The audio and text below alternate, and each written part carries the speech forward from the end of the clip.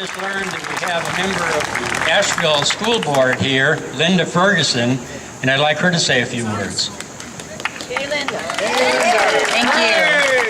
I'm very encouraged and inspired to see all of you here today because I think my generation, I have an 8-year-old son there who goes to Asheville City Schools, and we're told that people who are older, that don't have children in the city, in schools, they don't care. And what I'm seeing right now today is that they absolutely do. And so thank you so much for showing support for public schools. I wanted to kind of take a little bit of a trip back in time to how we ended up in a situation in North Carolina where we've got to cut a bunch of funding. We had a half-cent tax that people were paying, sales tax that people were paying. And when we came in, when the legislature took over, there was a surplus. They came into a surplus. And by letting that tax sunset, they created a deficit so that they could cut the programs that they wanted to cut. And the programs that have been very, very impacted are early childhood education. The More at 4 program has seen a tremendous cuts. It's turned into just a very, very minimally regulated program that can only serve a very few children.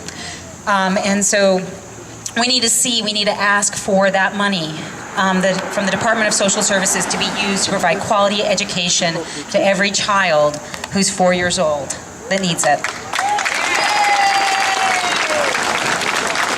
We know that education is the most powerful way to eliminate poverty for families, and one of those ways is by getting people to be able to have a safe place for their child to be.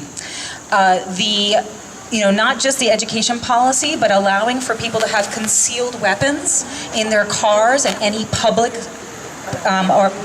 university or college or school is going to create a tremendous challenge. And so we need to ask for that to be changed. We don't need concealed weapons on our campuses.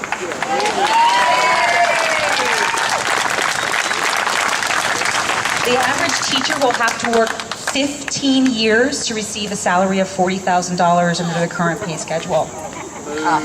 What we're going to see is our best and brightest and most talented teachers will no longer be able to afford to be in the classroom bringing their skills and talents to children.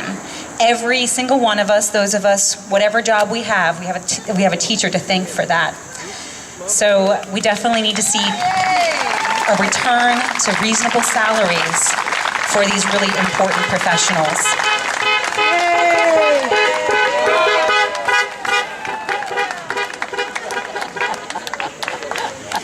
The final thing I want to talk about is consolidation. We have about 100 independent city school districts across our state, and those city school districts serve children well, and they serve children so that they don't have to bus all around.